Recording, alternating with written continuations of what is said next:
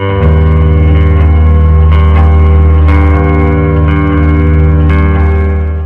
magandang hapon po ng Webes mga kaibigan, March 14, 2024, latest weather update po tayo. Pero bago po tayo magpatuloy, pa-like and subscribe naman po and pahit ng notification bell para ma-update ko po kayo muli sa lagay ng ating panahon. Hypnosis po natin mga kaibigan, galing na din po sa Pag-asa, kaka-update lamang po. Shear line pa rin po ang nakaka-apekto sa ilang bahagi po yan ng eastern section ng southern Luzon at may northeast monsoon din po tayo na siya naman nakaka-apekto sa ilang bahagi ng northern at ng central Luzon. As of now mga kaibigan, wala pa naman po tayong binabantayan na low pressure area or mga bagyo sa loob ng PAR. Pero sa labas po ay meron po mga kumpol ng kaulapan or mga cloud cluster na posibleng maging LPA. Pero as of now wala po itong direktang epekto.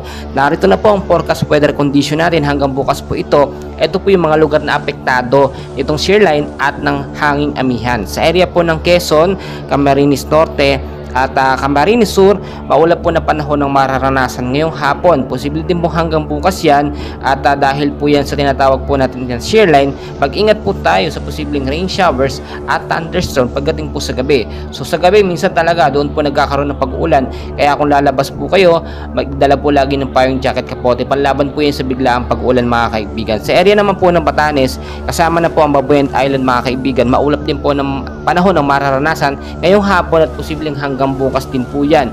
Dulot po yan ang tinatawag po natin na hanging amihan or northeast monsoon. Ayon sa Pag-asa, wala po itong significant impact pero mag-ingat na rin po tayo sa biglaang malakas na pag-uulan.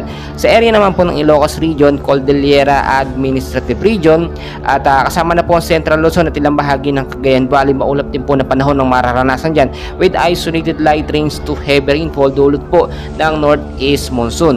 Dito naman mga kaibigan sa Metro Manila at ilang bahagi po ng ating bansa, partly cloudy to cloudy sky pong mararanasan, bulap na panahon hanggang bukas po yan pero asahan nyo bukas ng umaga hanggang tanghali mainit po.